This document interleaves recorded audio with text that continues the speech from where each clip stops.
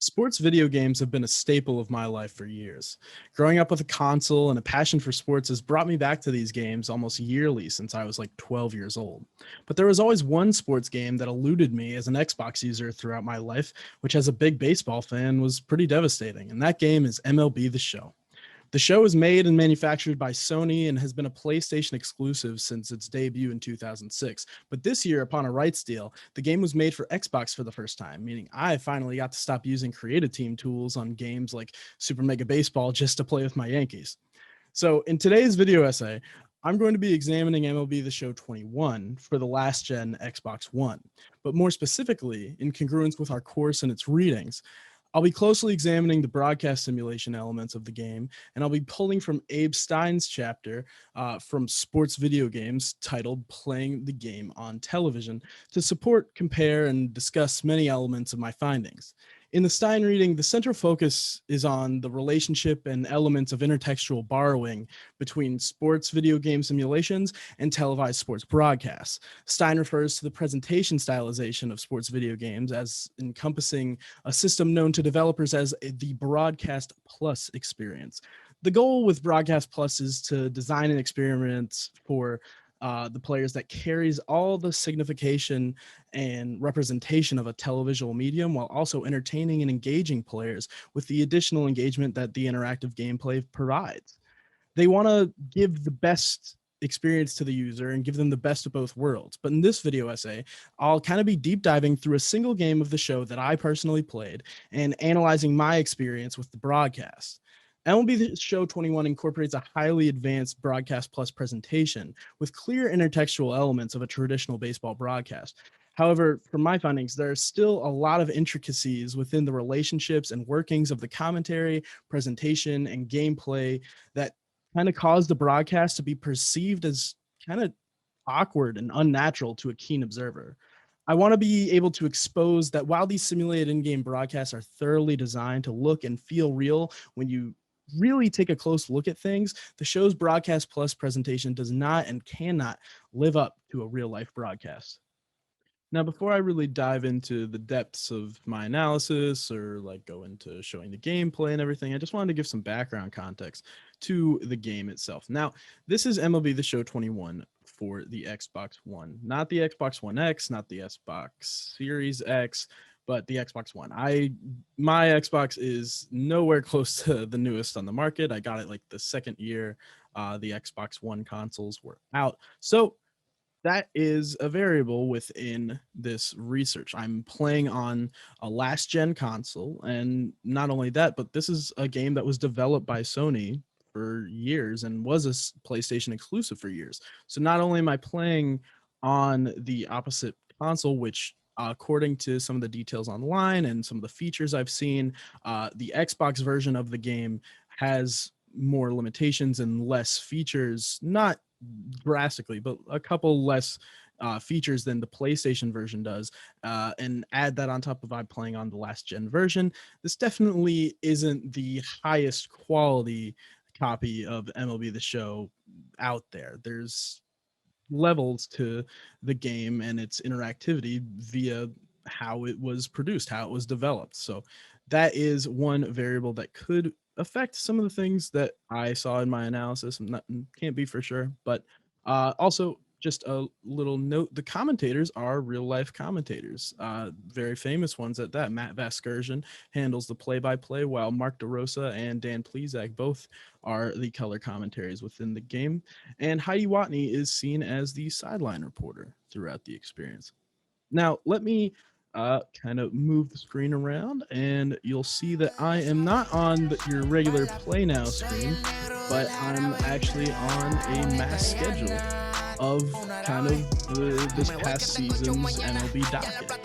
Now, a cool thing about the show and its daily updating throughout the season was that you could follow this calendar in the Play Now menu and play simulated games just as they're scheduled in real life. And then after they're played, you can see the results. Now, for the game I decided to play through, I wanted to change history just a little bit, nothing even major. Now, while I am a Yankees fan, I love my hometown Red Legs, and I remember watching this game on September 12th, where the Reds lost to St. Louis in the heart of divisional standings battle season. And after this loss, the Cardinals and Brewers kind of pulled ahead in the NL Central as the season went on, and so it goes. But what's also interesting about the schedule page is that it's synced up both with players and real-life teams' stats, which I will come back to in the game, as well as the live roster ratings and attributes for all of the players, as the rosters get updated throughout the season to reflect real-life performance and ability of different players. Now, as you can see, I'm at like kind of your regular play now screen where you select your teams and such. And per usual in sports games nowadays, you can choose your uniforms, change what you're wearing. So I cycled through, found some Road Reds uniforms I remember from my childhood that I always loved. I don't want a perfect simulation of this game that already happened. Like I said, I'm trying to change history, get a new outcome for it. So I also threw on some uniforms of my choosing as well. But this is just another aspect of how you can kind of change, personally, the user can, how the game is presented and played. So after you select the uniform, you select what stadium you're playing. And as you can see, there's a bunch of different presentation modes that you can select between. But you can choose to play the game in a fast play style where you're mostly focused about just getting through the actual game, or a hybrid style, which kind of gives you the best of both worlds, gives you some TV style presentation, or the option to kind of skip through things a little more. It's faster paced in terms of the play.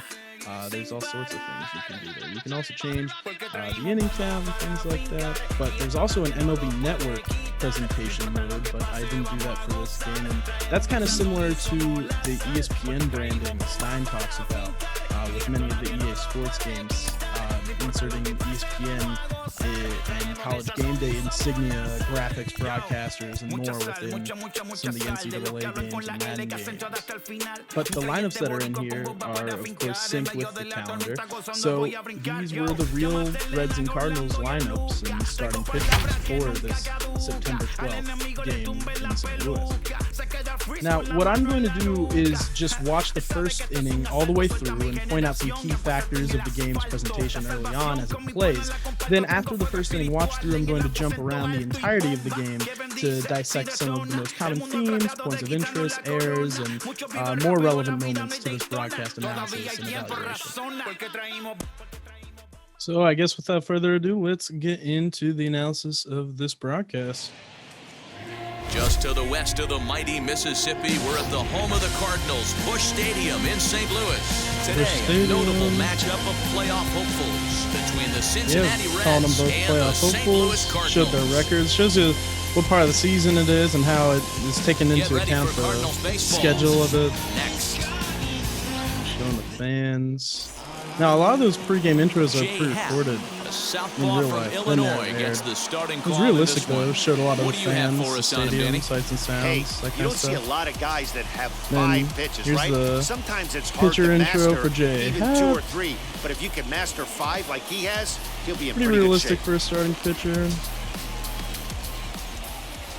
Ready now is Jonathan India. He's a guy hoping to finish strong in the season's final months. Definitely that in Fox the discussion for Rookie of the Year action going on honors. in the bottom right. All sorts of graphics popping up off of the scorecard. It's got the pitch count, the batter, their average. First offering on its way. You also heard And he them gets ahead talking here with about the fastball, strike Jonathan one. India being a Rookie of the Year candidate. That's definitely something that was caused by the live roster update. As the season went on, they were able to First pitch, 116. update that and talk about him Into as the an windup, individual here player. comes the 0-1. Liner towards second. That gets And down, and he's got got a base hit himself the a base first hit. play of the game. That was pretty cool. We also saw the Fox box pop up with the Reds record. But here, no play-by-play announcement of Tyler Stevenson coming to the plate As he until will take a look right at strike now. one on a Even though it was fastball already right there, down the user was pipe. already He'll watching check the in play. here You at already saw him walk up. 277. 9 weird. homers and an even 40 RBIs.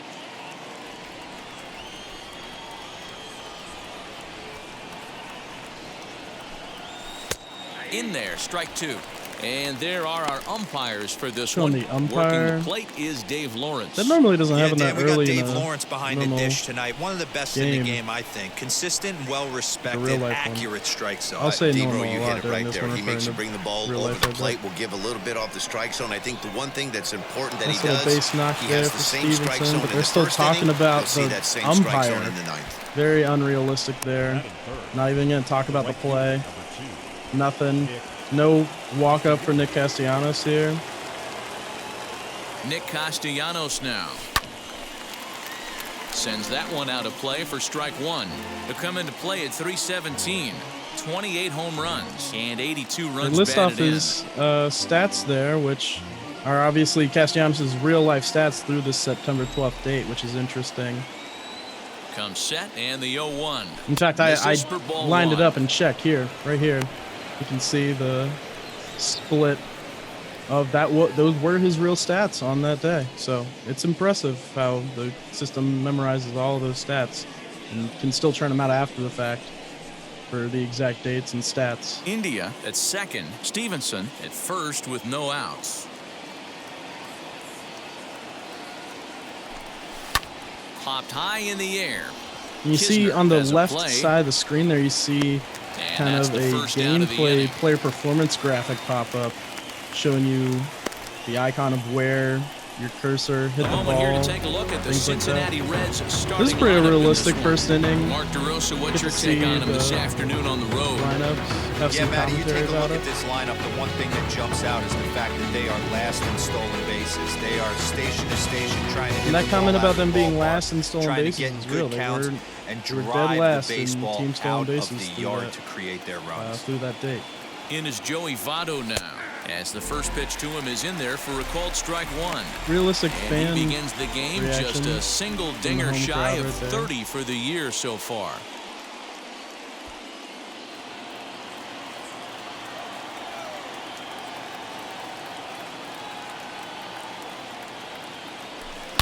Now a ball Hit a ripped into deep perfect center shot, field. ripped it, but it's Bader still an out. makes the A catch, perfect hit and in this now game they is still might an be out. able That's to why I double them stopped off at playing it for first. so long. And they get the double I literally play. had a perfect hit. So they get to him for Here's a this couple inning of hits in the transition, inning here, but pretty they've got realistic. The nothing to drone show for shot. it. Now the Cardinals will see what they can do. Showing No the- score.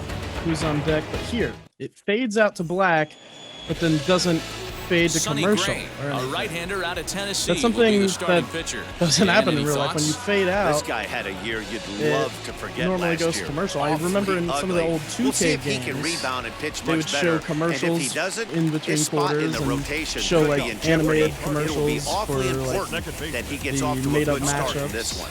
That brings in Tommy Edman. He'll lead like things the off article here in the bottom mentions, like half of the D. Rose first. and Dwight Howard going at it for a commercial Yes, he'll like take a that. look at a slider But here that misses for Nothing ball like that one. here. See right there, the Reds record and standings in the wild card and Central pop up on the Fox box. That's definitely something talked about a lot by Stein in the reading, the integration of the Fox box into the between In for the televised strike, broadcasts it's 1-1. video games.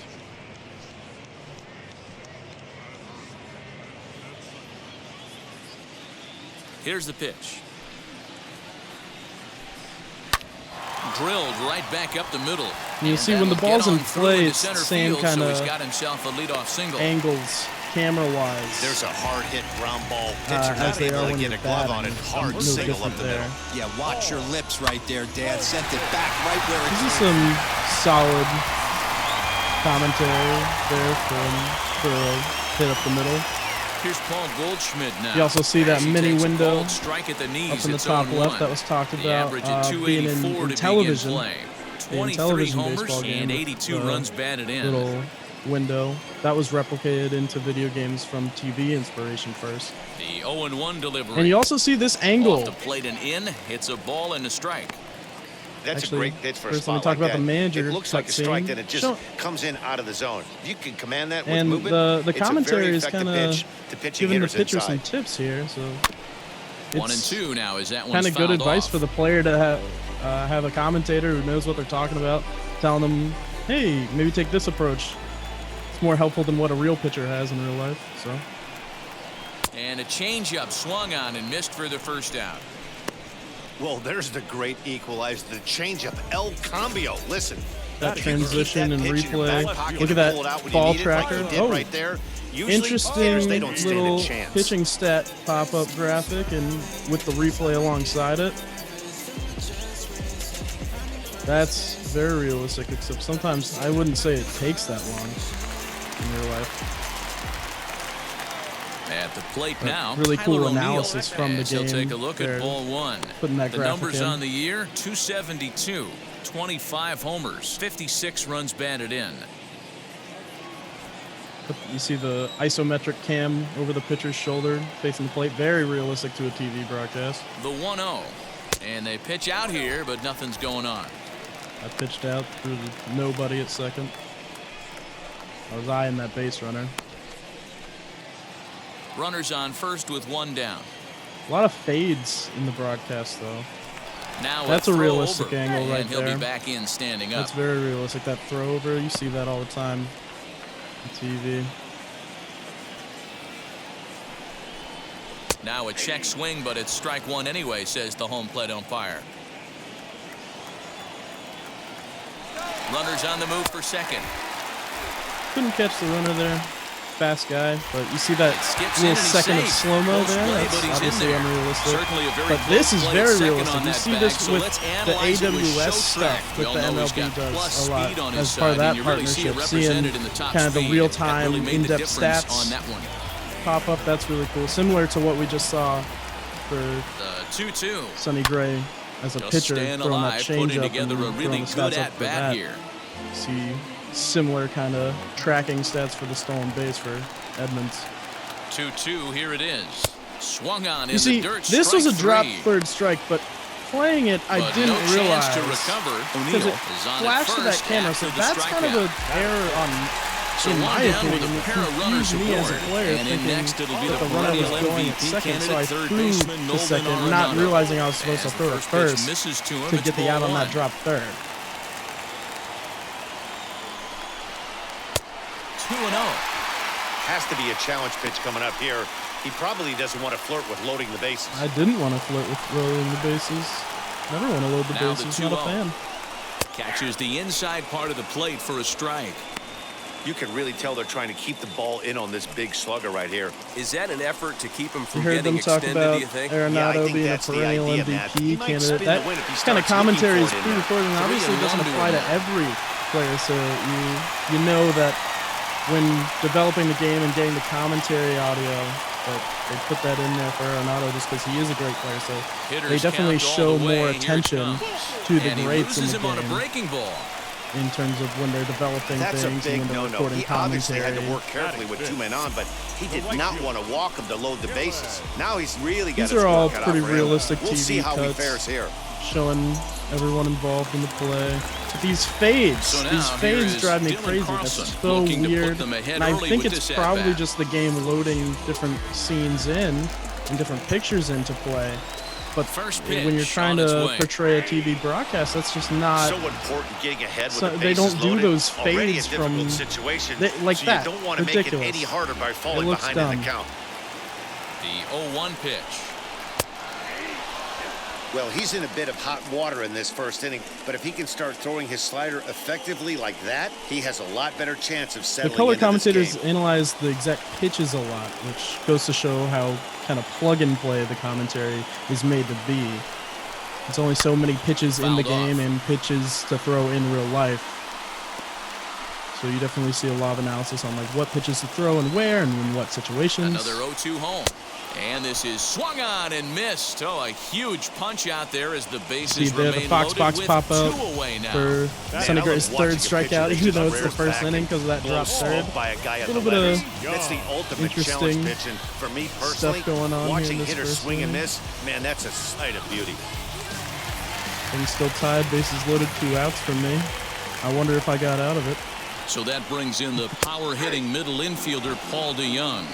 No balls Called and a strike Paul DeYoung, to count. Power-hitting middle infielder, so obviously they recorded stuff very relevant to him and his play style. Next pitch will be number 24. You can also in this see how you inning. select your pitches with the different buttons. DeYoung in an And then 0-2 hole here. Pulsing cursor this is a huge that allows you pitch to right here. It would be That's demoralizing how to you watch this kind inning of slip aim your away. throws and project accuracy and power.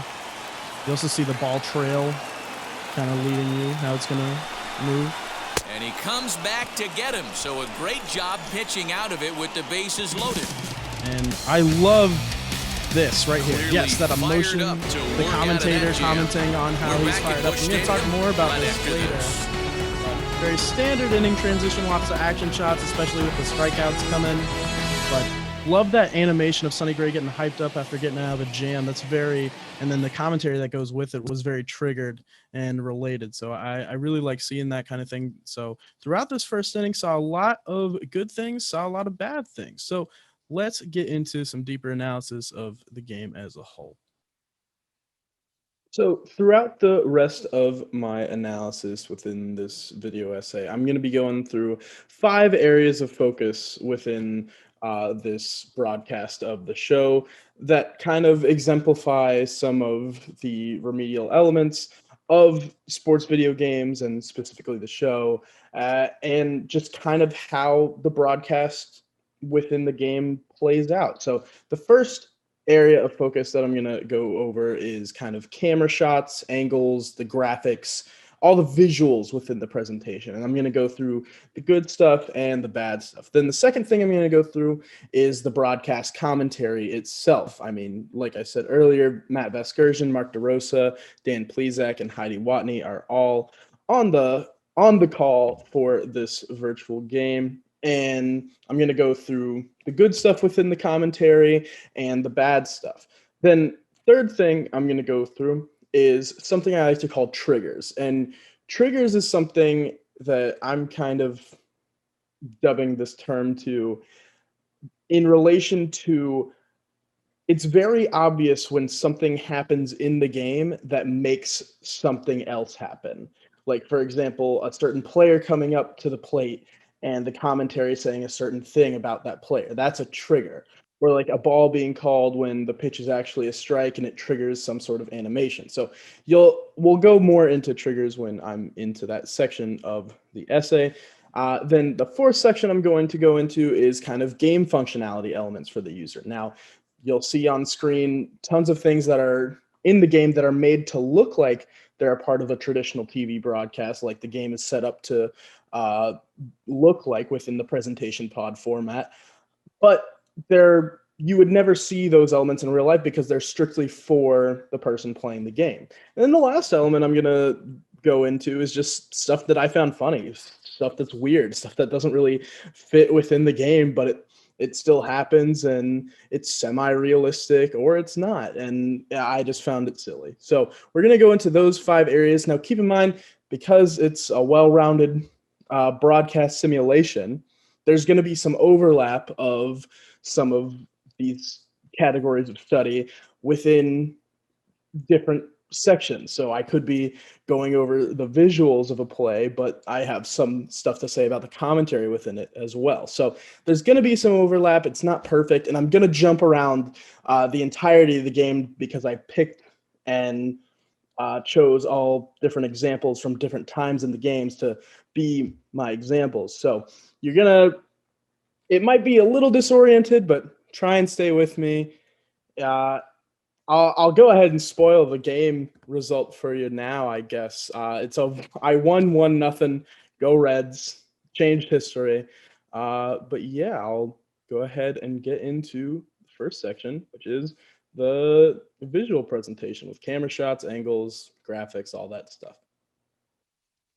Now, the first good St. Louis broadcast Cardinals element I'm attack you going to on go over defense is in this this fashion. full And I field wanna focus on graphic first baseman showing the Paul defensive Goldschmidt. lineup for the I'm gonna steal Cardinals. a line I from think my it's partner really here, good, Dan really Plesac. TV realistic. Hashtag Goldschmidt See that kind of athletes. thing This happen former all Gold Glover the can play time in normal broadcasts. And this is just a very standard production element, especially in early innings of this game. However, I would say there is an element of this that is unrealistic because they did, I couldn't include it because it didn't exist. They did this graphic for the Cardinals, but they didn't do it for the Reds. They didn't show the overarching defensive lineup for the Reds. So a little interesting there. I don't know why it only did it for one team, but That's definitely an element you see in many broadcasts, and I thought that was really good. Next up, Andrew Slider, Kisner is and up that's to in there bat for here in the strike second 2. inning. Two There's a takes runner now, on he's first. You down see that 0-2. little I'm not sure, but base he may runner have been window, taking to give a guy and then first right chance here to run. we get this pickoff camera where I held the left trigger to look over at the base, make sure the runner wasn't going. Nothing in 2 And count, I and found the that to be a pitch. really cool, And this really is swung realistic on and angle. missed. 5 quick You'll see that strikeouts angle now, in and that's real your first out broadcasts of a the lot of inning. times. That was some nice When the pitcher execution is on that pitch. looking over, Spotted it trying nicely to down around the eye bottom off of the the base zone. runner, especially And when it's a when you fast do base that, runner. especially Camera with 2 crews will strikes, cut over not to a lot that of guys are going camera hurt to you. keep You're an gonna eye get a on lot them, of show ground what the balls and picture swings and is misses down looking there. at, and I found that to be really realistic as well. Now batting, first baseman. Now, up to bat Next here is here is Paul Paul Goldschmidt. Goldschmidt, He's and one of the their runners at the superstars for the corners Cardinals, now. and I want to watch through this whole at bat real quick, and then I'll go over it. Trying to hang a 0. Here's the pitch. Swing and a miss, and he's behind 0-1. You know, it's funny right there. You look at that pitch, and it's almost a hybrid in between There's a some big-time really old-school solid curveball commentary and a nasty here slider about that goes off the pitch fastball. selection That's kind of right in that the middle I think right is really there, kind accurate of working to off the clock, a lot that of 3 to 8 if you color can picture that in your commentary. head. Tough pitch to lay off of.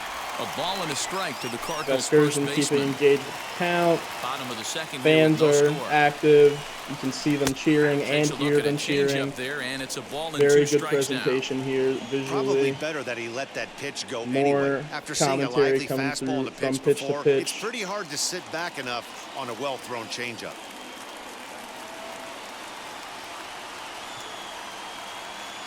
From the stretch, the 1-2. You can even hear the umpire talking.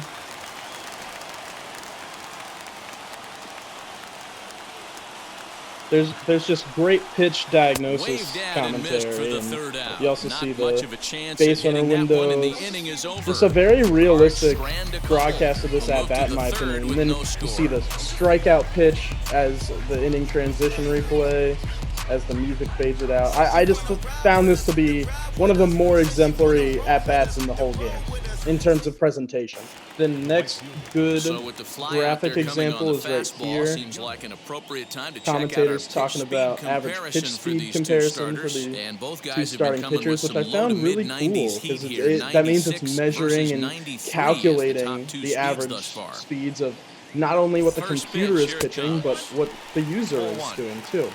That's a good Then take up on next a we've got fastball out of the some zone. back-to-back Hey, I get it. He's examples looking for a ball from to drive, later but that ball innings was a of little bit too far up in the some zone. split That's screen one you stuff, normally especially pop right up. seeing Wheels pitcher and deals. batter Here's the split first screens pitch. here. Fastball in It there for a is called strike. really cool and very Hey, it's always realistic. key You see getting that all early the strikes time. in You're account. trying to This guy's see been awesome those at it so literal far. one-on-one matchups on the screen, and the presentation there is just really good. You see the MLB The Show branding and stylization there. That's really solid stuff. Then up next, With that base in running threat on between first pitches, base, you're man, seeing does that change the little pitcher's whole animations mentality. of This guy the at the plate should managers assume of each nothing team. but heaters coming right Reds at him. manager signaling That's pitches, over, but low. and It's a ball Cardinals and a strike. manager also seeming to do something very similar.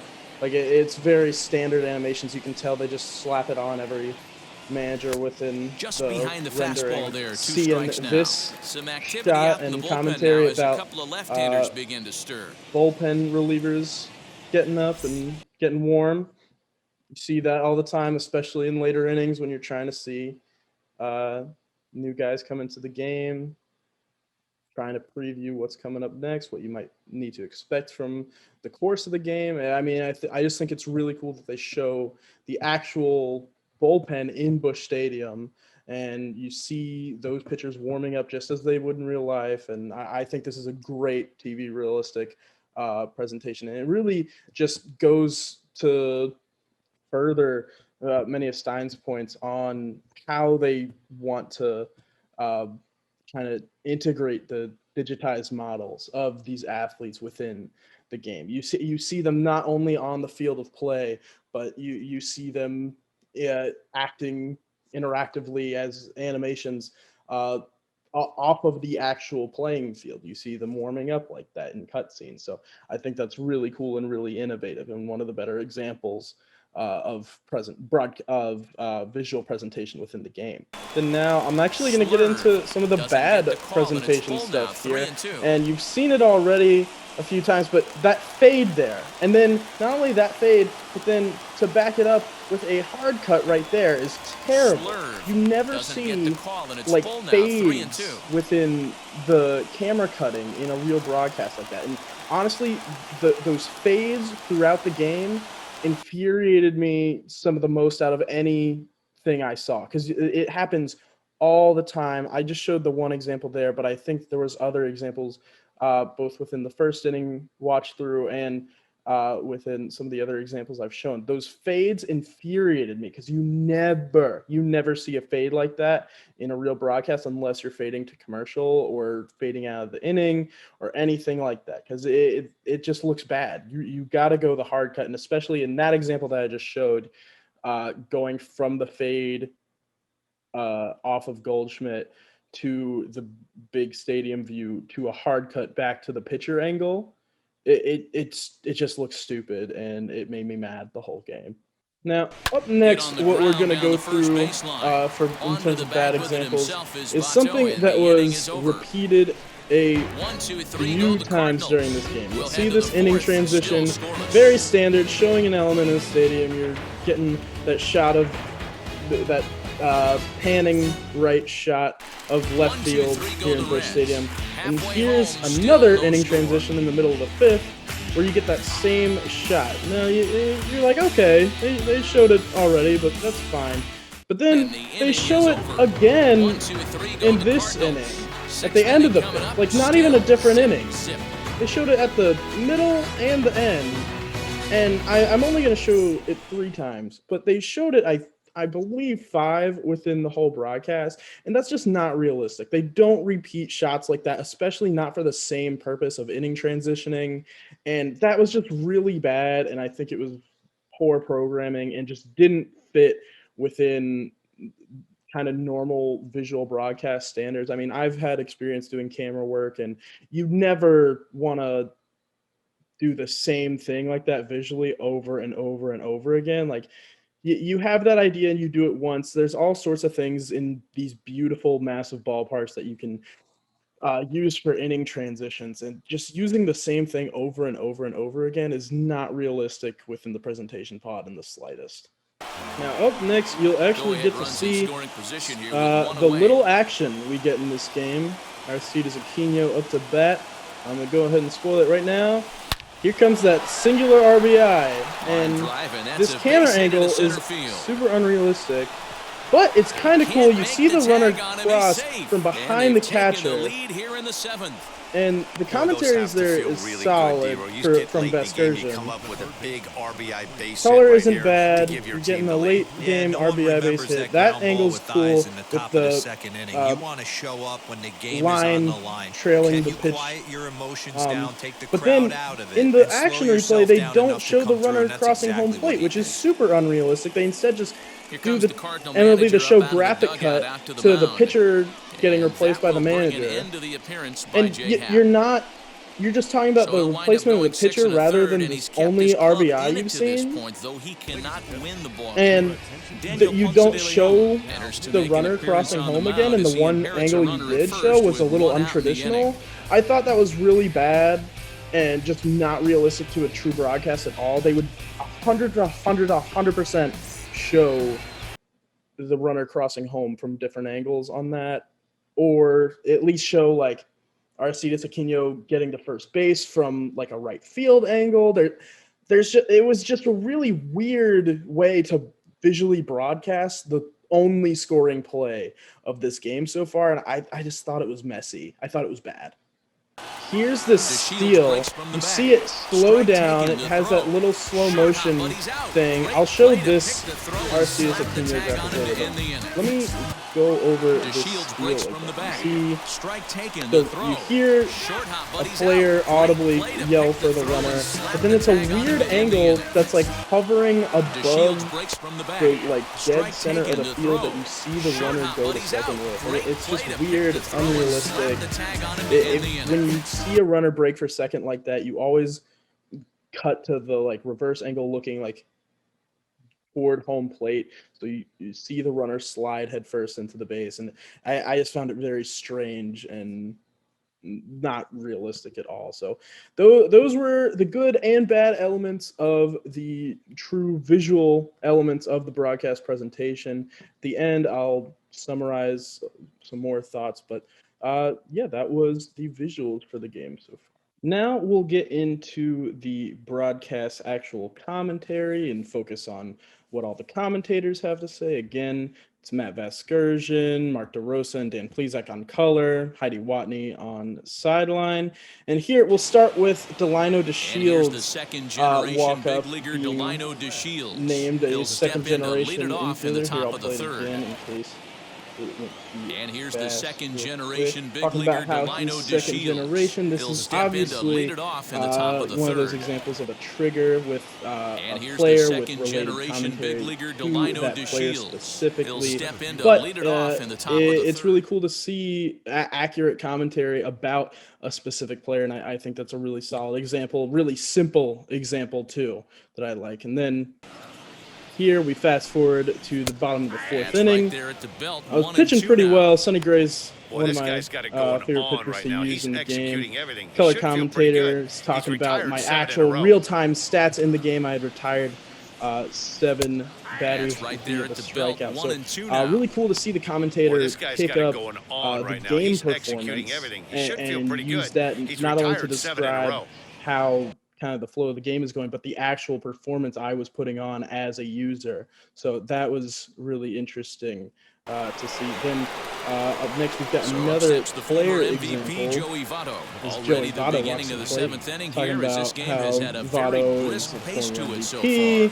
far. Even Vasgersian commentating on the speed of the game, which is interesting. And now the And then first pitch. really nice play-by-play here with Vasgersian getting Hot shot hyped to up third about and the handled great for the play at third first base by out. Nolan Arenado. We'll talk more about Arenado when I actually get to the bad section of commentary. But that section with talking about Votto, who he is, another one of those player-related commentary triggers, talking about his MVP, and then really good real-time play-by-play. However, I did find it weird that on a great defensive play like that, there wasn't any color commentary. And that's something I'll get into in the bad section. But coming up next, we've got a Trying to nibble here, and he 3-2 misses to run it full now. situation 3-2. where I'm pitching. When you're playing close games like this, base runners mean everything, so Really he'll solid afford to start commentary giving about away the free passes. runner situation here. Swing and a miss on Good the slider, and play-by-play that's out analysis number of the actual Nice pitch. job there, taking Cross-examination care of the leadoff thing, hitter good via the strikeout. I'll tell you, replay there, and in a then 1-1 there's game, good color especially commentary this late, getting that about the first play guy in the inning following is so the nice call from important. It changes the Vasgersian. whole complexion. Then the next play here, it's another full Payoff count. pitch one more time. And it's he called a misses ball, there but for ball really 4, close so play, runners are very at first and 50-50 second now call. with nobody out. Man, that's just painful for a pitcher right there. A 3-2 Replay offering with that one of those was visual right on the elements corner. Stein talks He about couldn't with the get him pitch to chase trailer. him. He doesn't get the call. And Can't a beat great yourself color up about commentary that there one too about much. the 50-50 call. I mean, just kind of accurate analysis overall. Up next, here's a play where Castellanos gets Now hit. here's the pitch. And he can't get out of the way there, so the leadoff man will be aboard to Good open up the inning. commentary. Yeah, I can Here hear the about crowd murmuring now, wondering if he the actual hit him play. on purpose. But You can hey, tell us some of this pitchers need to be able commentary to throw inside, is especially just when very facing hitters situational just because as they can't dangerous talk as he about is. it's Pretty not as sure realistic this where one they just can got talk away about from him, and, the hey, individual that's players part and of the the game. individual situations. They have to record commentary that covers general Into situations. the box So, now, Joey Votto. but my As the focus first of pitch to him this runs a bit showing this play inside for ball 1. is here. Love the fact that he's not scared to go right back inside with another fastball. I know he hit the last guy, That but color if he's going to have commentary, success, he's got to about establish that pitch in. the pitcher not being afraid to stay inside on batters just after hitting a batter is fantastic. Super realistic. I love how it is able to capture that it's another inside pitch to the next batter after a player was hit by a pitch. I think that's like a really good intricacy of the game and its commentary, because it's not like there's no way that it shows the advancements of game commentary there, because there's no way in like MLB 2007 that it would have been able to recognize that the last batter was hit, and then the next batter had a pitch come inside, and talk about that. That's really, honestly, I think that's one of my favorite examples of any of the commentary in this game that I noticed. So really, really good stuff there, talking about the inside pitch right after Castellanos was hit by one. My last kind of good example of solid broadcasting is really good onomatopoeia about how the ball was seared down the first baseline. Really nice presentation here. Cool replay angle there for the same play within the same actions. They kind of did a match cut there within the broadcast. I thought that was really solid in terms of presentation wise, and then the commentary to go with it from both announcers was really good. But now we're going to get into some of the bad stuff. So I want you to just watch this Nolan Arenado at bat and see what you notice. Talking about his stats up to this date, pretty standard stuff. They did this for a million other different batters. Fastball misses inside, it's even at 1. Arenado has all the necessary skills to play great defense on the left side of the infield, and it makes him really fun to watch. He can pick it with the best of them, but what sets him apart is the huge arm. It's accurate, it's incredibly strong, certainly has the ability to uncork a throw and beat a runner when he needs to, and it's impressive to watch. Yeah, anybody that has the ability to go to their backhand and to absolutely fire a cannon across the infield is a huge asset to have. What are we doing? What are we doing? They're talking about Arenado's defense the entirety of his at-bat while he grounds out to first on like a very simple play. The commentary lasts into the next batter being in the batter's box. That is incredibly bad. That is horribly inaccurate. You could tell that there was a trigger that wanted to talk about Arenado, specifically his defense, when he came to the plate, just because they need individual player commentary. And with Arenado being high profile, something I took down in my notes, that a lot of the higher profile players have more commentary attributed to them, stuff that's more pre-recorded. They just have more of a library attributed to them.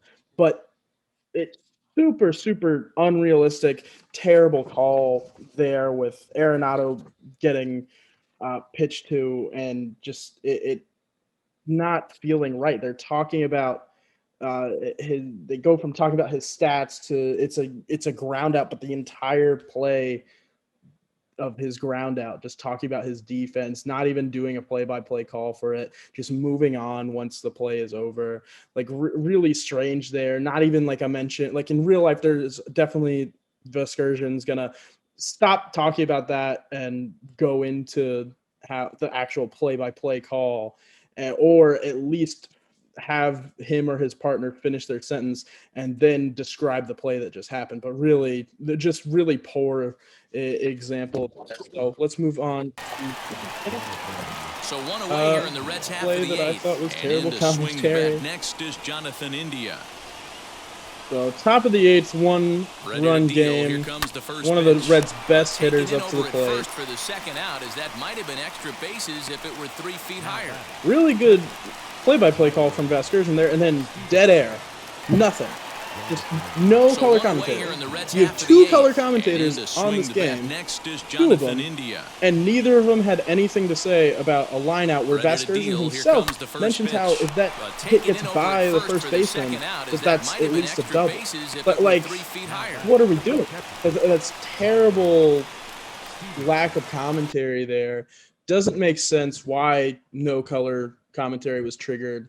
Super unrealistic there. The color commentator's definitely gonna either make some comment about the first baseman catching that hot shot, or how Jonathan India, he wanted that one. Oh, how unfortunate. Like, but no color commentary, just dead air after Matt Vasgersian kind of throws it up to have more analyzation be there. Just really bad, really unrealistic, doesn't really fit within the presentation style, because there's one thing I'll get into at the end is just there's a lot of good stuff in the commentary that we just went over, but then you hear stuff like this where it's just not there. It's not clicking. It's inaccurate, and to the keen eye, it just makes things feel really awkward because there's no reason that there's dead air there. So up next, we've got another 1-1 bad home. play. That pitch is fine. Sometimes the announcer doesn't have everything to say.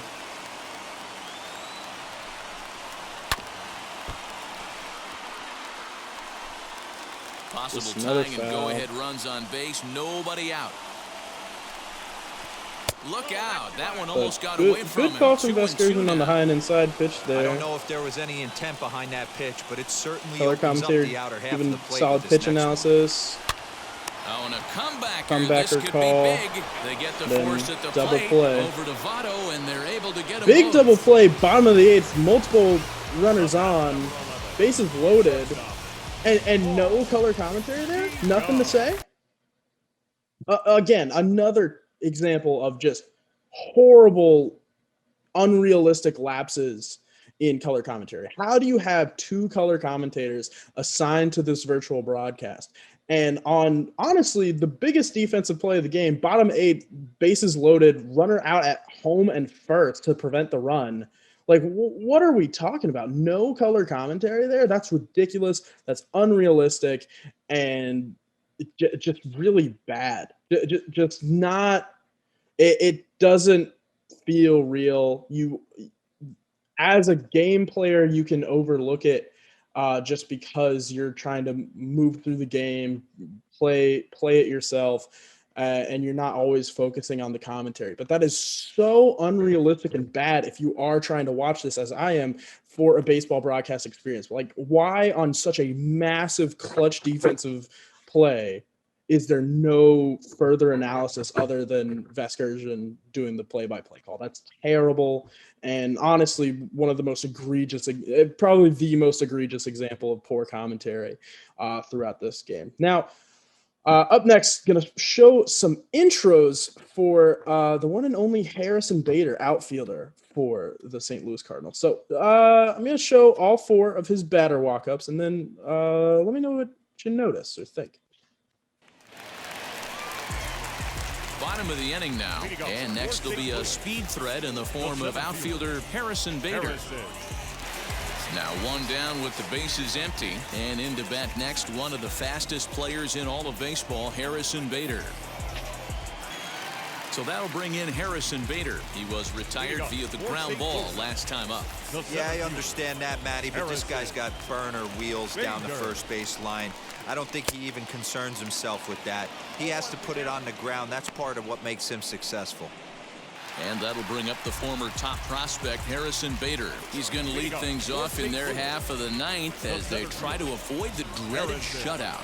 It's never a good feeling to get shut out, and over the course of the season, it's bound to happen a few times. They've just been overmatched by good pitching. Do you think Harrison Bader is fast? Do you think he's a speed threat? Because I think they could tell me a few more times.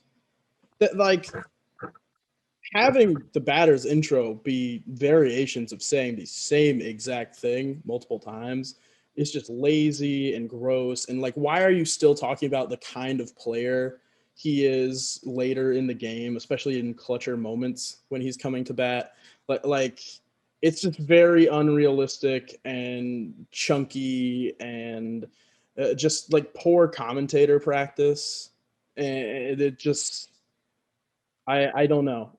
I noticed it during the game, and I was like, they've said the same thing about Harrison Bader multiple times. And it's not even like he's that special of a player. He's just your typical speedy outfielder. And it's just repetitive and boring, and it's not realistic at all. They would at least talk about the game situation rather than repeat themselves from earlier. So just very lazy commentating there. So let's get on to my last example of poor commentary. The first pitch misses for ball one. Reyes is one of those guys that just seems to ninth be at his inning, best got the under closer pressure. in. Runners in scoring position, tight game, tough hitters at the plate. That's when he's at his best. One of the keys, Matty V, to being a good reliever is being able to pitch out of trouble. Trouble that's created by the pitchers Talking about how he's a before you, reliever, or not even a sometimes closer. you even have some Another mess that you example put of on these yourself. Hey, regardless pitches in if the it's a bullpen mess that from he's earlier. inherited But that or one that he's whole created for section of himself, commentary this guy makes was just good pitches when the super game's on bland the and line. super general that they can easily plug and play into any single situation of a reliever or closer being in there. And when you're in a one-run game and the closer comes in to try and get that hold, why is it just vanilla commentary that you can insert about literally any closer ever? Vasgersian basically described the job of a closer. He was like, this guy comes in late in games and tries to hold it down and not let the other team score runs because he's a pitcher and he's in the game late. Like what are we doing? It's terrible commentary there. And I hope that the examples that were good and the examples that were bad were stark enough differences, but it's really noticeable stuff when you're looking for it. And the bad to me outweighs the good, because the good is planned and situational, and it's interesting, but it's not like spectacular commentating. And then the bad is just like really weird intricacies of the game that are just kind of lapses in functionality. And I just, the commentary is so inconsistent in terms of what's good and what's bad and what's practiced good and bad. So it's just very strange to me how the commentary works in this. But last section, last little portion I've got for the commentary section is with sideline reporter Heidi Watney, who, like in the Stein article where it talked about how they superimposed animated cutscenes and versions of like Aaron Rodgers in the Sports Nation studio, you'll see something similar with Heidi Watney on the sideline here. So I'll go ahead and play all three of her broadcast breaks, of which happened at the very beginning of the bottom of the third, at the very beginning of the top of the fifth, and the beginning of the bottom of the fifth. So I'll show all of these breaks, and then I'll break them down as they go. Welcome back as the Cardinals look to get their bats going in the third inning, and you can say they've really been trying to do that pretty much all year. Entering the day, they rank near the bottom of the league in batting average, on-base percentage, and slugging. So it's clear this is a work in progress. One player told me before the game, it's a difficult thing to go through. We're all competitive guys, and we believe in ourselves, but we're obviously not getting the results we need. Now, one coach told me that despite the numbers being what they are, he's seeing a lot of development happening, so he's optimistic about what the future holds, especially for some of their younger players. Back to you, Matt. Good stuff, Heidi. Thanks. That was really cool, but there's some intricacies within it that are very strange. You see Heidi Watney's animated form, which is really cool, and then it cuts to like a motion graphic thing where it brings up St. Louis's batting stats to the calendar date, which is really interesting. Shows a big graphic with another digitized version similar to Heidi Watney's of Nolan Arenado. And she even talks about, one player told me before the game, which like what? What are we doing? This is a simulation. That's just wild to me. And then she keeps talking through the at-bat. Vasgersian, she even mentions how she talked to a coach as well. That's just really weird and wild to me. Vasgersian takes the commentary back from her when she throws it and compliments her analysis, but doesn't extend or expand upon it like he might in real life. So let's watch the next one that happens at the top of the fifth. Welcome back. Heidi Watney standing by as we get set for the top of the fifth. Matt, I had a chance to talk about the state of the Reds' offense with their manager between innings, and he was very pleased with how little they're swinging and missing right now. He said he's really proud of the fact that they've only gone down on strikes once in the game, all while averaging over a base hit per inning. If that kind of combination continues, he thinks there's a lot more to look forward to. Okay, thank you, Heidi. No big graphic there for Heidi this time, but instead it's treated more as a VO. We're seeing shots of the field, the players, the manager, and once again, she's talking about how she talks about the state of the offense and talked about it with the Reds manager, which I found interesting that she, for both teams, said the Reds manager, the Cardinals manager, and didn't drop the names of those managers, which I find interesting. I almost wonder if it has anything to do with like rights agreements. Like I know the game has agreements with the MLB Players Association, but doesn't have any agreements that allow for the likeness and names of managers to be mentioned, which I find interesting. But talks about how the Reds are proud of not swinging and missing, had only struck out once, and that's obviously a trigger within the game, which I'll get into in the next section of my analysis. But that report is triggered by gameplay performances, considering that I had only struck out one time while I was batting. And then the visuals, it shows the inside of the dugouts, the field, but then when Matt Vasgersian takes the commentary back, he did it the same way as last time, where he doesn't expand upon anything she says. It's literally just, thank you, Heidi, and moving on into the game broadcast. So now the last Heidi Watney update at the bottom of the fifth after this. To Busch Stadium as we send it down to Heidi. Thanks, Matt. In between innings, I was able to catch up with the manager of the Cardinals to discuss his thoughts on his lineup so far.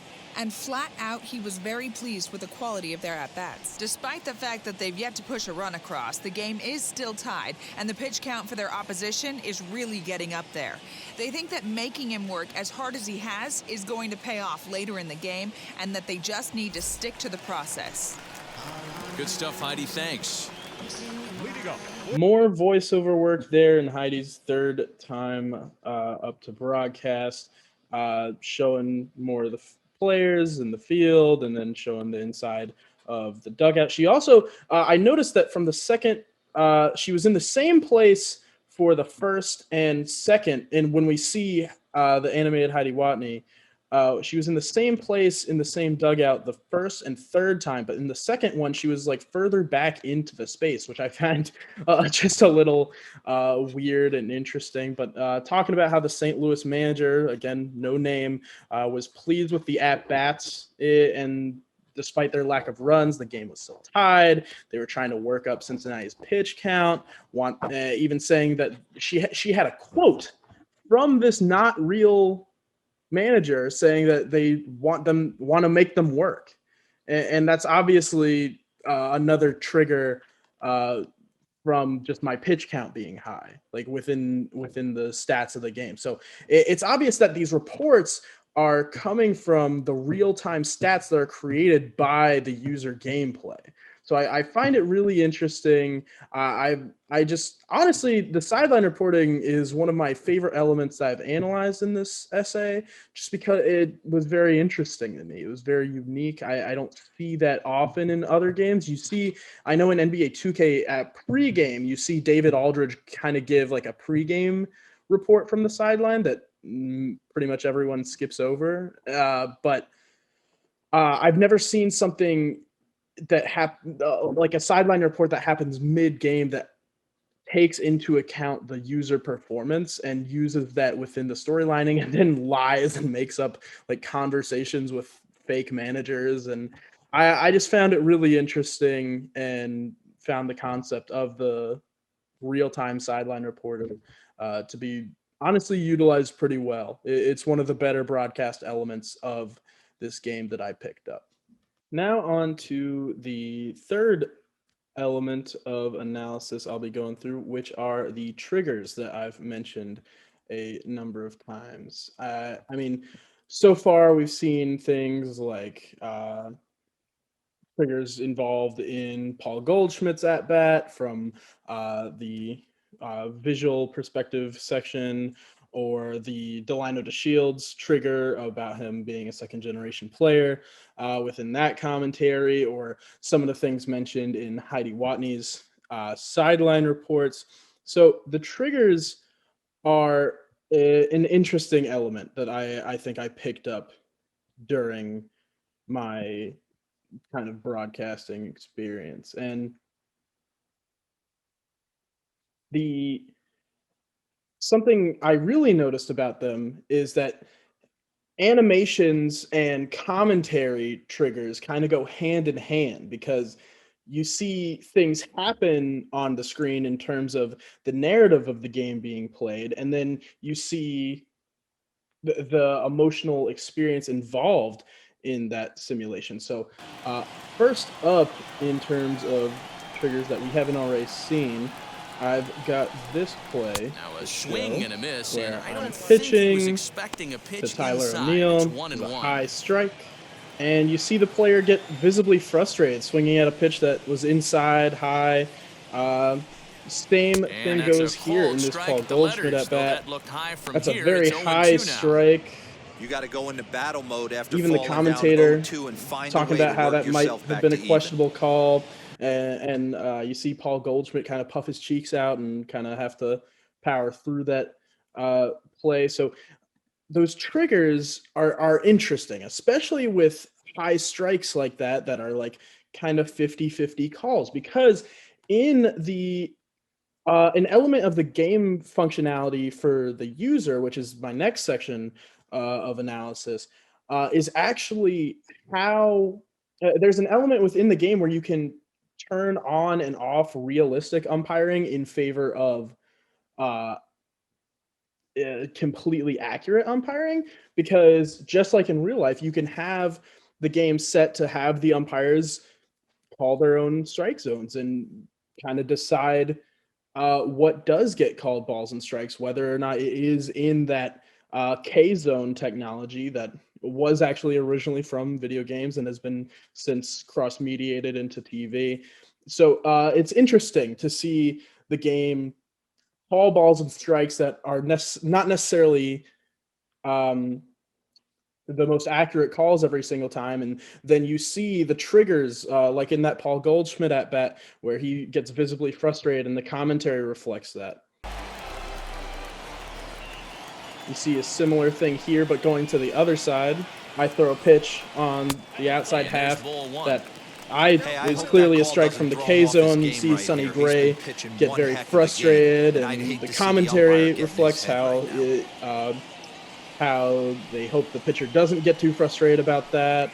And so there's these trigger moments that are seen throughout the game that are very cause and effect. You see something happen on screen, whether it's a user play, like a pitch that's called a ball when it was actually a strike, and you see animation and commentary get triggered and brought up to reflect that. And I think it's really interesting. So up next, another example of a trigger is you see the catcher interacting with Amir Garrett after throwing 3 straight balls, them having very realistic animated conversation from catcher to pitcher to try and get in a better spot. To lay off a tough pitch in a good spot.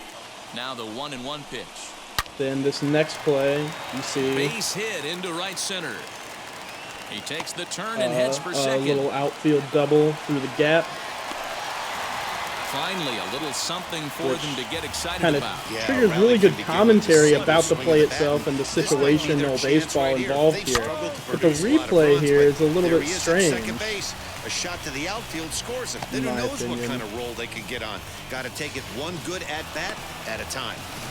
But yeah, you can see all these plays and kind of the cause and effect elements between the actions, the commentary, and then the animations that get brought up based on these triggers and kind of points of action that determine what is displayed on the screen and what is broadcasted to the user via the simulation. And I think it's really interesting. And a lot of it is seen and heard within the commentary. Other triggers can be like when they're talking about a situation and you can clearly hear that a player's name is inserted into a certain play. Like if Joey Votto fields a ball at first, you'll hear it be like, and it's a roller to first, and Votto fields the ball. Like that kind of thing is also a trigger within the commentary, because you got to remember all these audios are pre-recorded and then inserted into the situations. So I think the trigger element of a lot of this cause and effect relationship within the game's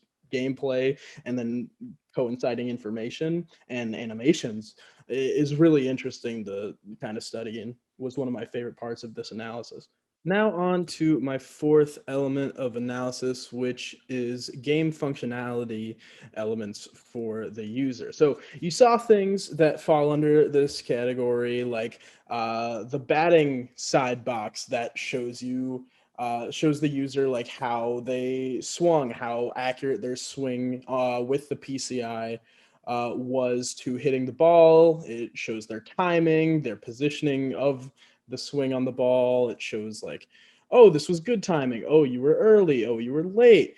Then same thing for the pitching mechanics. You have the icons that say, all right, press A to throw a four-seam fastball, press B to throw a curveball, press Y to throw a cutter.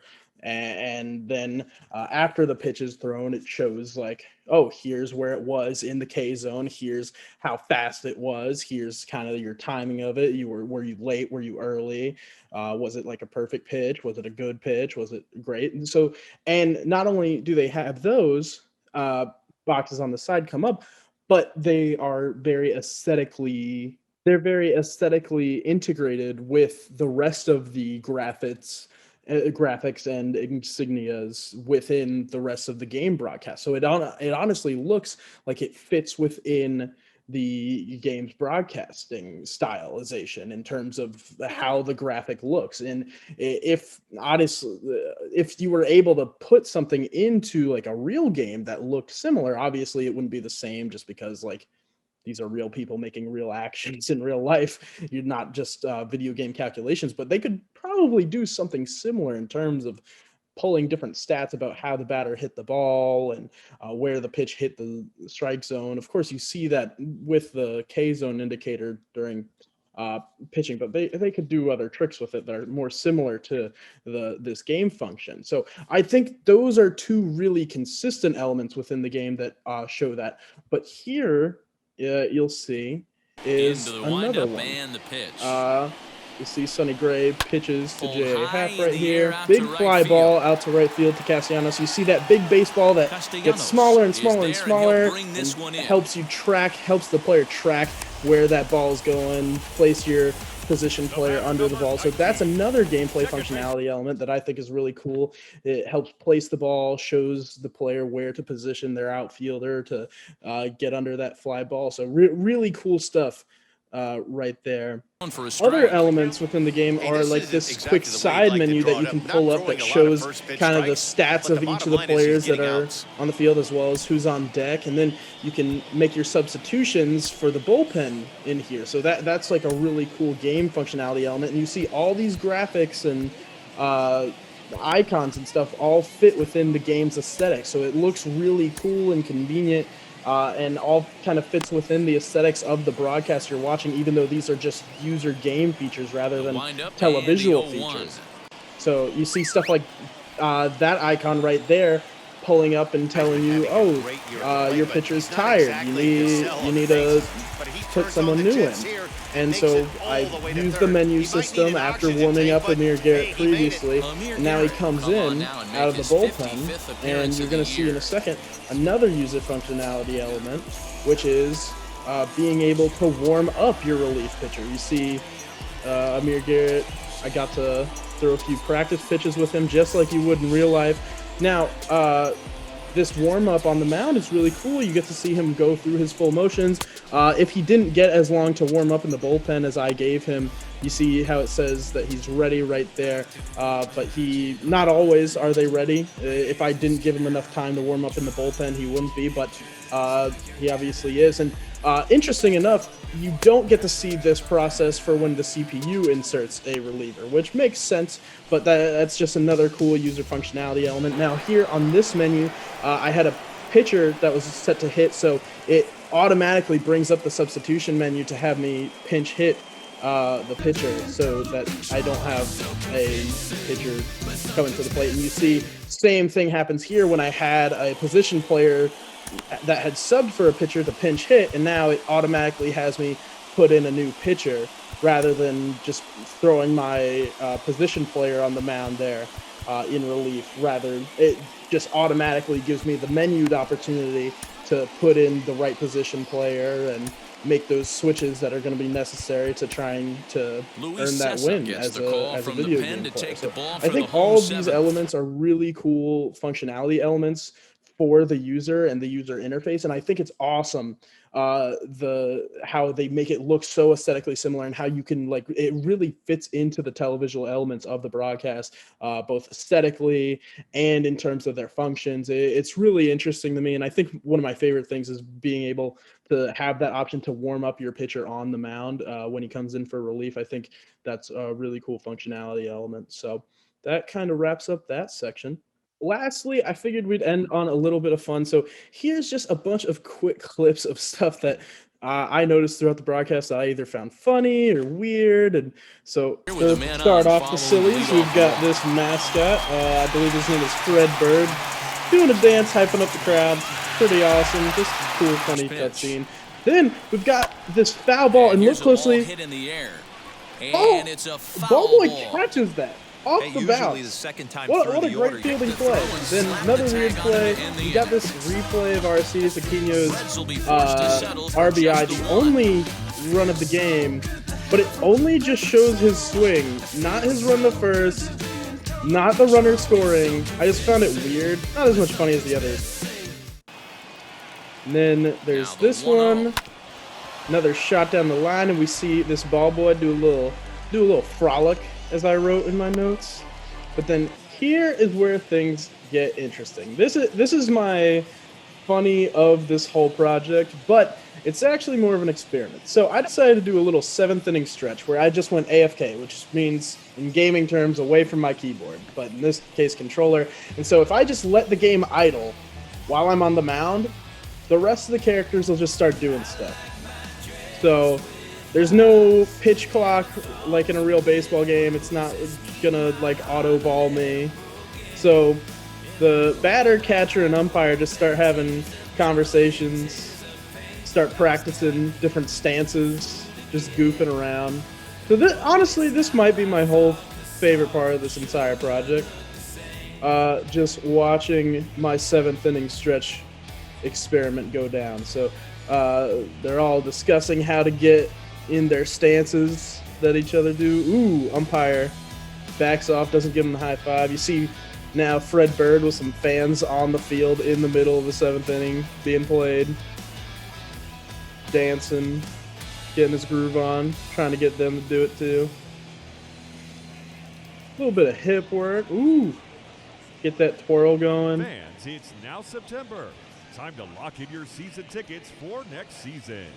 PA announcers just still going. For another year, the sooner you sign Good up, time. the better your seats will be. So don't delay. Good old 7th inning break. For information. Everybody loves it. You see the players and managers or base coaches just walking around now. Joey Votto's having a chat with the first base umpire. Looks like they see something out there. Now you see the first base coach kind of wandering over, getting involved in their conversation. He's saying, like, hurry up or something.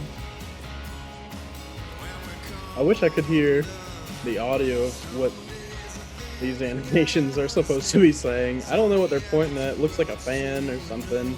You see that all-star ball boy in the background who made that big play earlier. Jonathan India just shaking his head, wanting this to be over. And then I finally get ready to pitch. Ready with the first pitch. And Here it comes. just a normal call. We'll take a look at a fastball no mention there of the as that extended strike break or zone anything. expands So I just found that to be funny and wanted to do a little bit of an experiment there. So those are all the little bloopers and funnies I found throughout my experience. So without further ado, before I wrap this thing up, let's go into the final play of the game. Here's the broadcast. Crowd is all standing up for what might be the final pitch. Left side. Cabrera gets to it. And it's just a ground out to third. Is going to be in time to take care of him. Takes and the care of Reds him. will add one more to their winning streak. Dugout as shots. this ball game is over. A single run good enough to do it Best today. version. 1-0 the final score. Summarizing the game. The Reds jumped ahead in the 7th inning and never gave the lead back. Amir Garrett claims the win out of the pen, his Naming first. the wins Jay and Happ losses, to settle with pitcher-wise. the loss after giving up only 1 earned. Michael Givens closes the door for the save. Now look at all these graphics at the bottom. Those are very TV realistic, except they're related more to the game. And our entire crew, I'm Matt Beth Gerson signs up for the whole crew. MLB The Show. For more, make your way over to the new website, The Show. Talking about, rather than anything about a TV network, talking all about the show and going to the show's website and social media pages and those graphics and the commentary. And you wrap up with just more highlights. Beth Gerson also mentioned the win streak. All sorts of very realistic things, except more catered to the game experience. Talking about MLB TV rights and social media graphics, but it's all fictionalized to like, oh, this was a presentation of the show. Like, obviously that would never happen in real life. So very interesting way to close out the game in terms of the broadcast. So let's summarize this analysis, shall we? Well, I guess this is the end. And after thoroughly over analyzing this game, both as a whole in an experience and in singularity, the game I played, I guess I come away with the conclusion that when analyzing the Broadcast Plus stylization at this depth, you just come to realize that this is a baseball game that's basically having a broadcast that's directed by a computer system via a very calculated and coordinated system of gameplay and action, cause, effect, persona related triggers. And a real game broadcast is pulled off by trucks full of people, folks manning cameras, moving wires, calling shots, and broadcasters and broadcast teams calling the game and analyzing it how they see it. But with this, it's completely different. It's all computerized and it's all pre-recorded and presumptuous to try and make it as accurate as possible without having teams of people working every video game that's simulated. So every game of the show looks a little bit different, of course, due to altered in-game events and factors, but all of them are compiled of the same shots, same plug-and-play graphics, stats, pre-recorded commentary bites, and all kind of thrown together as the actions move through the game. So kind of in summation, I think that the show is a very solid, realistic baseball broadcast plus experience in its little bubble, but there are a ton of flaws that are unrealistic when analyzing the broadcast itself in detail, but it's never at any point enough where the average video game player who is playing the game is going to notice, there wasn't color commentary after this. It's just a very solid video game broadcast experience. And I think the game successfully achieves its goal of simulating a televised medium and also definitely implements some factors that have or will be pulled and remediated through the TV medium. So I hope you enjoyed this extremely long, extremely time-consuming, and overthought project. And I guess this is it.